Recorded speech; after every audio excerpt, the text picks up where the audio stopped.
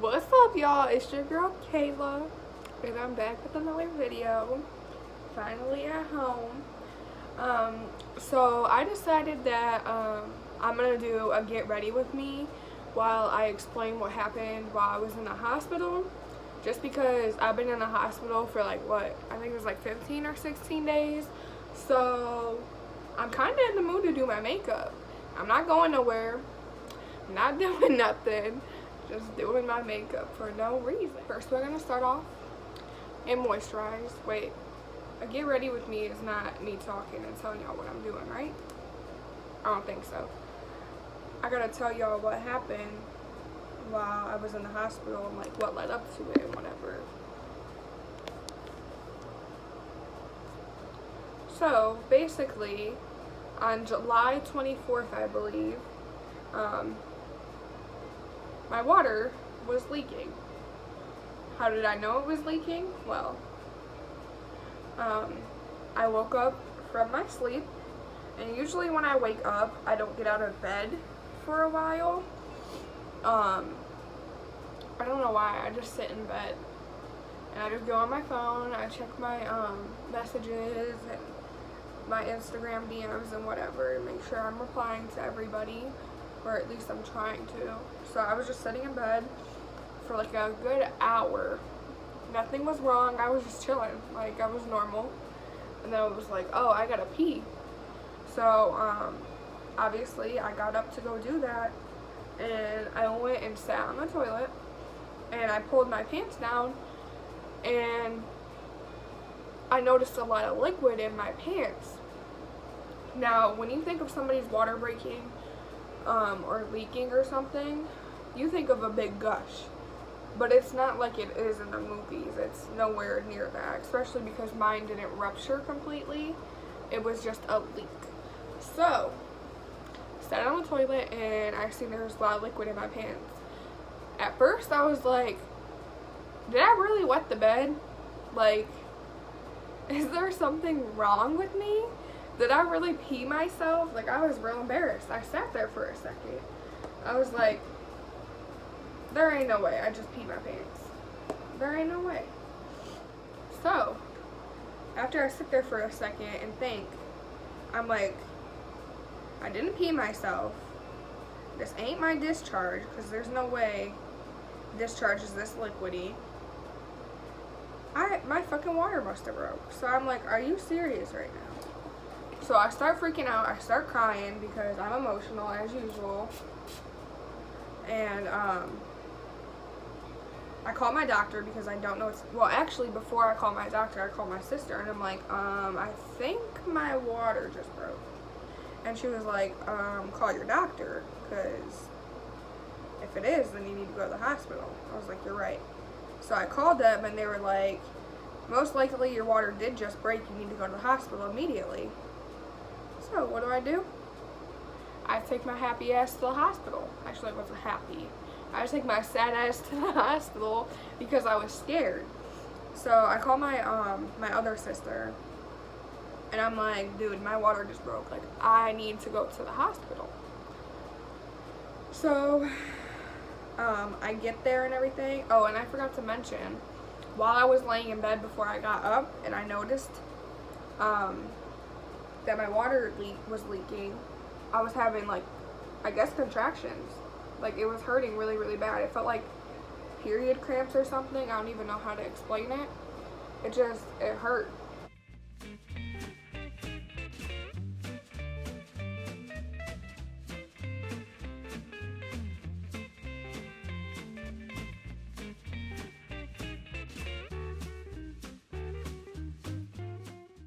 So, once I get to the hospital, they're asking me a whole bunch of questions, and they're telling me, like, most likely your water just broke, but we're gonna have to test the...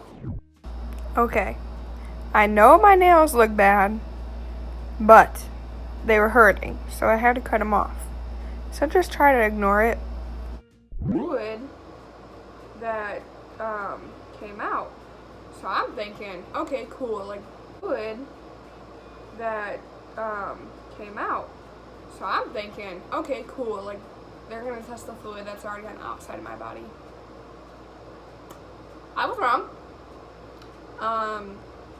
They kind of did something like a pap smear, but it's called a sternum, and I screamed, and I cried, and I screamed some more, and I cried some more, because I can handle pap smears, but that sternum, whew, that shit fucking about killed me. I don't know if it's because my water was leaking and it was more sensitive, or I don't know. That shit fucking hurt. I was screaming and crying. So, after they did that sternum exam, they had to go send it off for it to be tested. So I had to sit there for an hour and everything. And then they come back with the results. And I'm thinking the whole time I'm sitting there, like, I just peed my pants. Like, I'm straight. Like, nothing's wrong with me. Like, I just pissed myself. Like, I'm cool. Like, I'm about to go back home. Like, I cannot wait to go back home. I'm hungry. I did not eat that day because I woke up around noon. So, it was already lunchtime. Didn't eat breakfast. And as soon as I woke up, I went to the bathroom. And then I was on my way to the hospital. So I haven't ate. I'm hungry. I'm just sitting there. I'm like, I'm about to go get some fucking Subway when I get out of here. Like, I'm hungry. I can't wait to leave. Are they bringing me my discharge papers? So, the lady comes back, my doctor, and she goes, your water did break. I was like, what? Huh? And at this point, I didn't want nobody back in the room with me because I was just super irritated. And I wanted to be alone. So I was like, I was scared. I was just, oh my God. It was just me by myself while my grandparents, my mom, and my two sisters were sitting in the waiting room. And this doctor had the nerve to come in and tell me that my water broke. I was like, no. I literally asked her, I was like, are you serious? Like, huh? I was in shock. And she was like, so what we're going to do is we're going to send you downtown where they specialize in premature births and they have a NICU for your daughter. They were like, you should be going into labor within the next 48 hours. I was like, huh? And at this point, I was only 26 weeks pregnant. So, you do the math.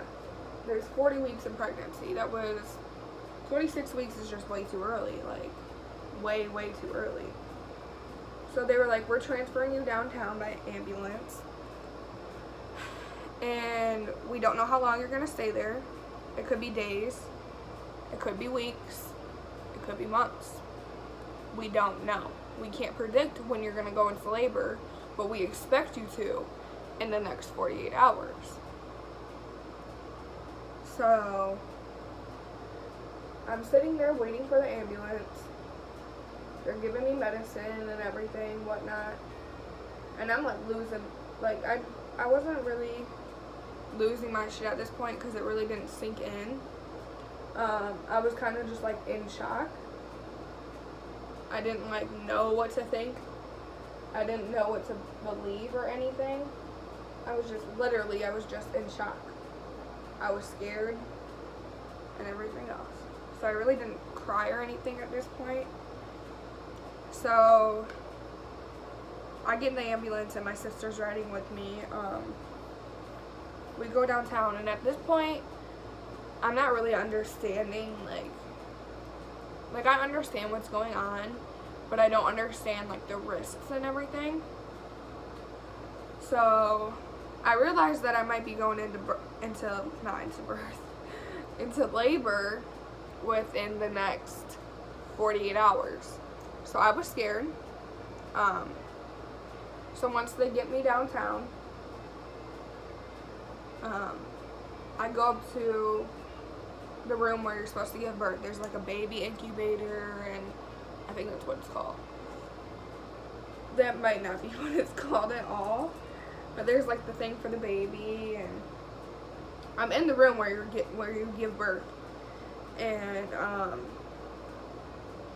doctors are coming in and everything, and I'm on medicine. They're giving me shit to where I can't eat for 24 hours.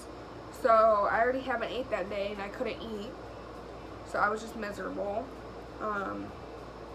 The medicine that they gave me made me super, super hot. So my fucking ass was sweating. Everything. I was just sweating.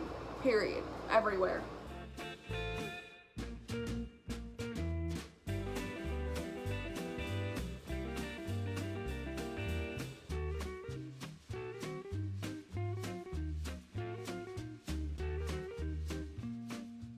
They basically explained to me that if I go into labor within the next 48 hours, my daughter will most likely be blind because she will get an infection in her eyes, and she will be blind, and there will be bleeding in her brain. So I'm freaking out even more, but like I'm still kind of calm at this point.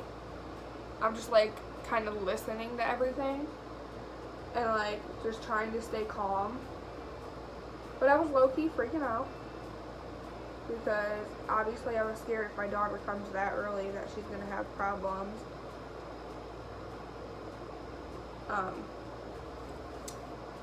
So those first 48 hours I was in the intensive care unit where I couldn't get up to use the bathroom. They offered to put a catheter in for me because I couldn't get up to use the bathroom. So that happened. And then, what else happened? I was getting woken up every like 2 hours.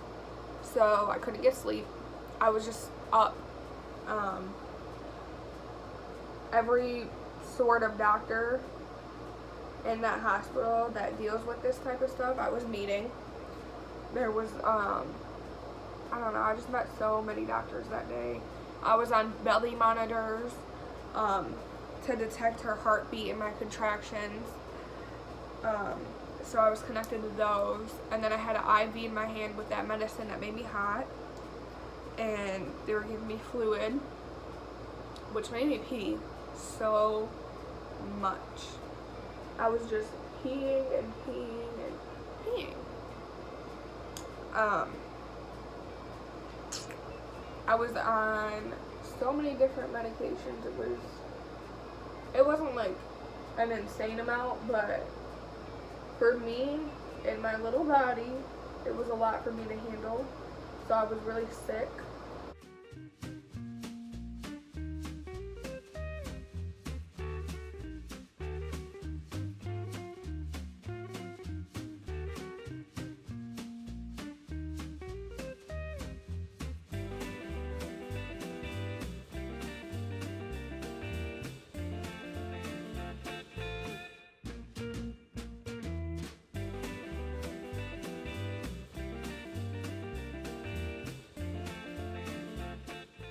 Okay, I just had to focus on my eyebrows.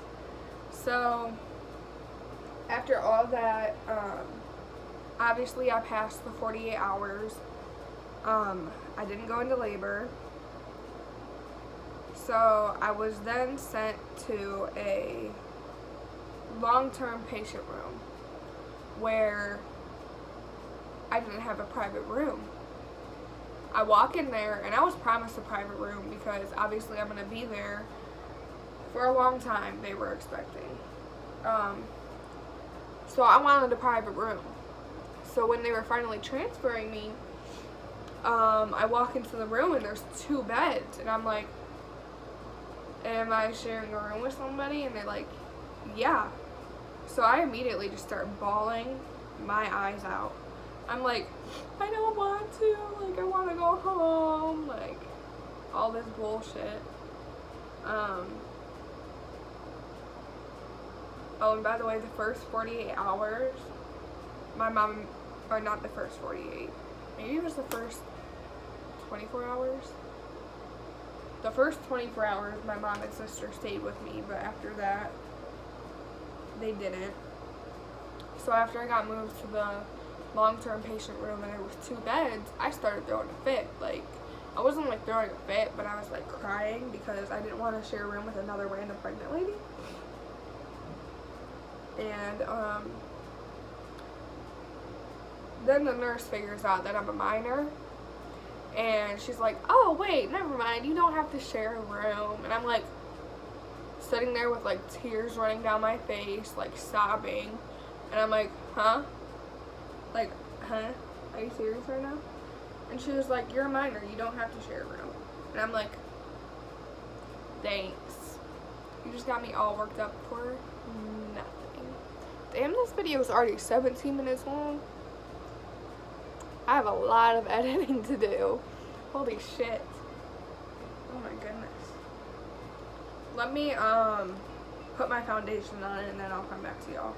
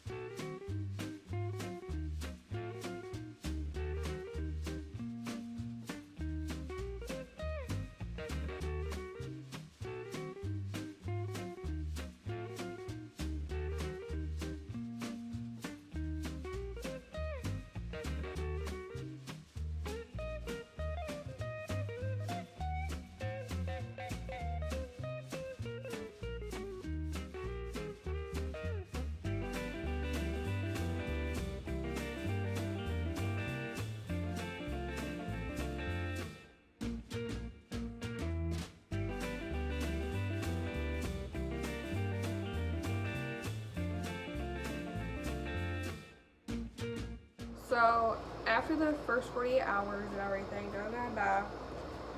I get transferred into a new room, and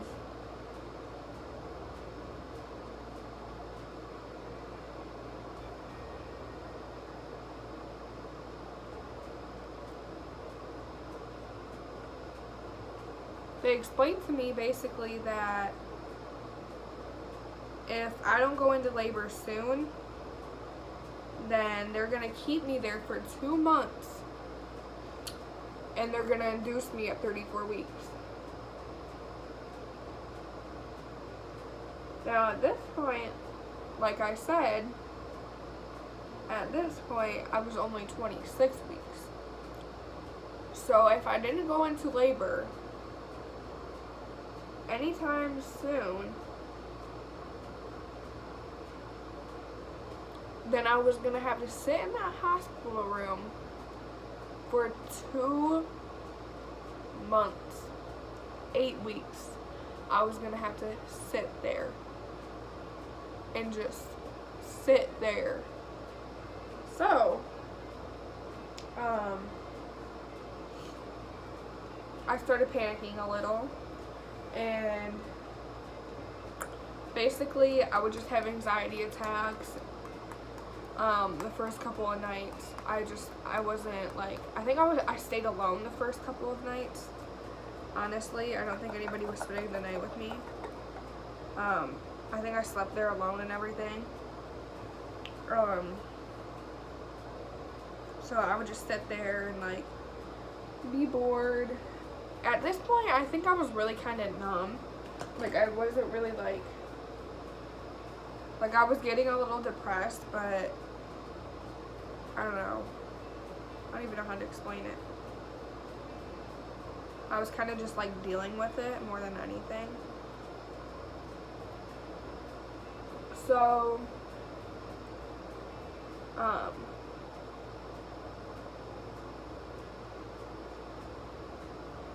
after a while of me just sitting there and like going through so many tests, I was on a lot of medicine. I just felt so sick and nauseous. I couldn't eat. I wasn't eating.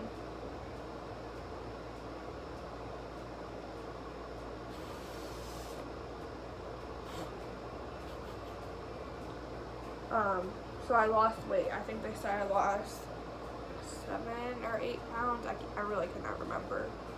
But I was losing weight and my stomach was getting smaller. I started not to look pregnant, so I got depressed from that. So pretty much I just sat in that hospital room. I didn't do anything. I just sat there. Not to mention the fact that I missed my sister's graduation party. I wasn't going to be able to have my own baby shower, and I was just missing so many other events. I was bored. Yes, if you were wondering, was I bored? I was extremely bored.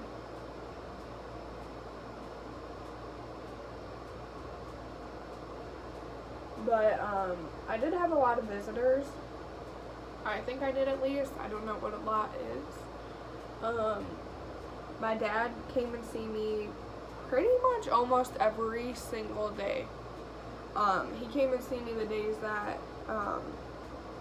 the only days he missed was the days that my mom or my mom's family came, because my mom and my dad are divorced. So that happened. What else? I had a lot of, I think I had 5 ultrasounds total while I was there. I was only there really for I think 15 or 16 days, because after a while, nothing was happening. Like, it was the same thing every single day. My schedule was, at first, when I was on all my medicine, I think I had to get on my medicine every 8 hours, and I was monitored. My daughter's heartbeat was monitored on my stomach every 8 hours as well, but they never lined up at the same time. So I would get woken up at 6:15 for the monitors, 6 o'clock for the medicine, and then I think after that it was 2 o'clock for monitoring, 3 o'clock for the medicine, and then like 10 o'clock for monitoring and 11 o'clock for the medicine. I don't know if that makes sense because I'm retarded and I sound stupid. So I got woken up every 7-8 hours, and every morning they would do what's called rounds, which is where they check on their patients. My doctor would check on their patients.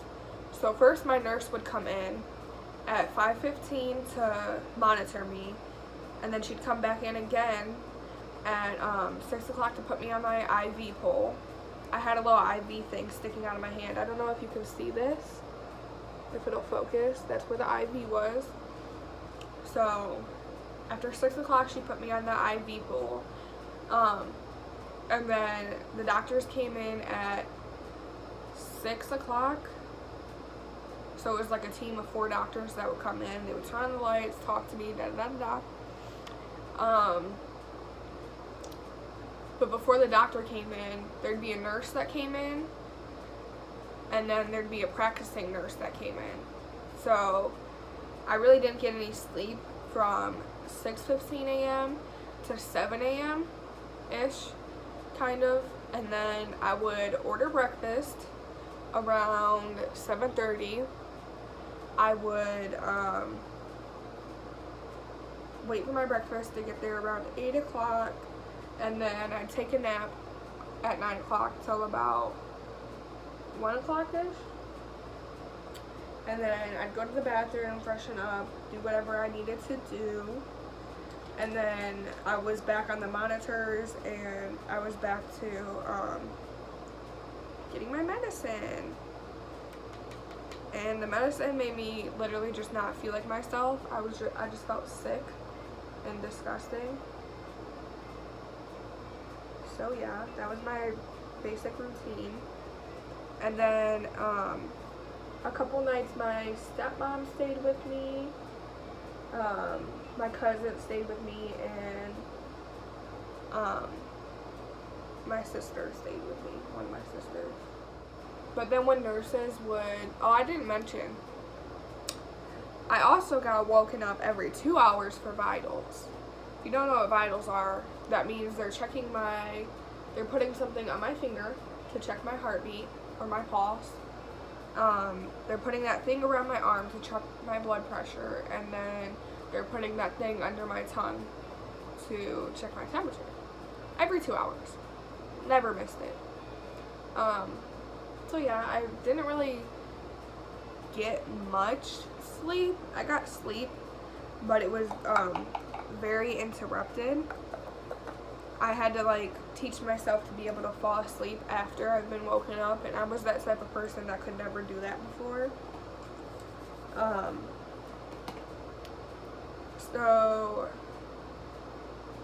But anyways, a few days while I was there, I would get woken up and I would just cry. I would just cry to the nurse, and I was like, I want to go home. I can't deal with this. I'm only 17. So yeah, it was pretty hard for me, but it wasn't the most miserable thing. It's not as bad as you probably imagine it would be. But around the 14th day, I'd say, because I only stayed there for, maybe it was the 13th day.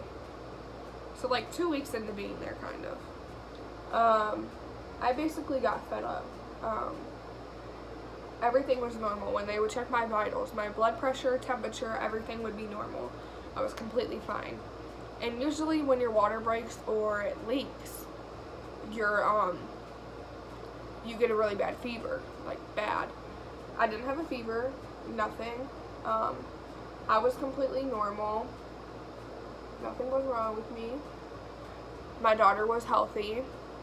Everything was normal about her. And typically when your sac is leaking, the sac is what my daughter is in. Obviously, if fluid comes out of that sac, when you look at it on the ultrasound, there's going to be less fluid in there, right? So when I got my ultrasound, the doctor was looking at it all weird. I'm like, is something wrong? Is everything okay? And she was like, your fluid's fine. Your fluid is full. It's actually abnormally full for your water breaking. So I'm just sitting there thinking in my head, that's weird. And she explained basically what I just said, that when your water breaks or it leaks, there's going to be less fluid, but I had all my fluid. So that was weird. That's when I started thinking, I don't need to be here. I strongly, and still to this day, believe that when my water broke, or was leaking or whatever, and they tested the fluid, that it was a false positive. But obviously they can't admit that, and they can't prove it, but it is a possibility. So, I had a nurse or a doctor or somebody come in one day, and I basically just told them I'm ready to go home. I was like, I don't need to be here. I'm healthy. My daughter's healthy. I'm not going into labor. I don't even have any contractions. Literally nothing. So I just explained to them that I wanted to go home and that there was no real point of me being there.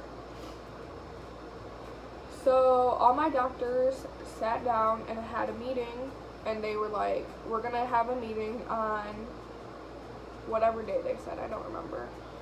And they were like, we're going to talk about if we should send you home or not, and we'll get back to you. So I'm like, cool, whatever. My doctor comes in the next day, and he basically explained to me that if you can pass these couple of obstacle courses that we're about to throw at you, then you can go home, because you're completely healthy. Kalicia's completely healthy. By the way, that's my daughter's name. I haven't mentioned her name on YouTube yet. This is how you spell it, and you pronounce it Kalicia. I don't know if it's going to be right here. It might be right here. I don't know where I'm going to put it. But it's pronounced Kalicia. Not Kalisha, Kalicia. But he explained me and Kalicia were healthy, and I was right. Like, there was no point in me just sitting there. So he was like, if you can pass these couple of tests, then you can go home. So I was like, cool. Like, whatever tests they are, I'm sure I can pass them. Like, what are they? And he was like, we're going to do another sternum exam to check if there's any amniotic fluid leak. And he was like, we're also going to give you an ultrasound to see if all of her fluid is still there. And then we're going to give you the glucose test to check if you have diabetes or whatever, because you get it in pregnancy. If you can pass those 3 things, then you can go home. So I was like, cool. I'm going to pass it. Like, I don't care. Like, let's do it. When are we doing it? He was like, tomorrow morning we can do it. So I get woken up at 5:15 and then 6 a.m. by the doctors, and my female doctor was like, are you ready for the exam? Now, this is the same exam that I got at the previous hospital, where I was screaming and crying and screaming and crying. So I'm like, it's only 6 in the morning. I would love to get my vagina pried open. So I had to go and do that. That was to test if there was any more amniotic fluid coming out, and there wasn't. So I passed that test. And then the next test was an ultrasound to see if visually there was still enough fluid. That took about 15 minutes for them to examine everything. And lo and behold, she had enough fluid. So the last thing I needed to do before I could go home was the glucose test, which is where you drink a sugar drink, you wait an hour, and then they draw your blood and they test it to make sure you don't have any diabetes or anything like that. So I was like, cool, I just passed these 2 things, I can do this. So I did that, and she came in and drew my blood after I drank the drink and whatever, and the results came back that I didn't have diabetes in my pregnancy. So he was like, alright, you're going home tomorrow. I'm like, cool, whatever. So basically he explained to me, I was like, okay, so since I'm going home, I need to take it easy? Like, can I go swimming? Can I go back to work? Like, what are my rules? Like, what can I do and what can I not do? He was like, you can go back to work, you can go swimming, you can go back to your daily life, because you're not ruptured and you're not leaking. Your cervix is closed and there's no leaking from the sap. So he was like, you can go back to your normal life. So I'm like, oh, okay. So the next day, I was with my cousin. She spent the night, and we packed all of our things and we left. So basically now, I still can work and everything. I don't think I'm going to go back to work. I'm not sure. But now I have to go to the doctors every 2 weeks instead of 4 weeks. But that's normal. Everybody experiences that transition from 4 to 2 weeks in their pregnancy. So now I have a follow-up appointment with my doctor. And everything's normal. Like, he was like, go back to your normal life. Like, you're fine. It's whatever. So, yeah. I think I'm done with my makeup. So, yeah.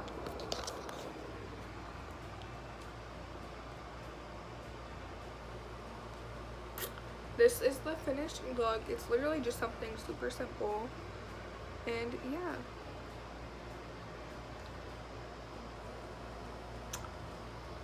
I'm a little bit conceited, but it's okay.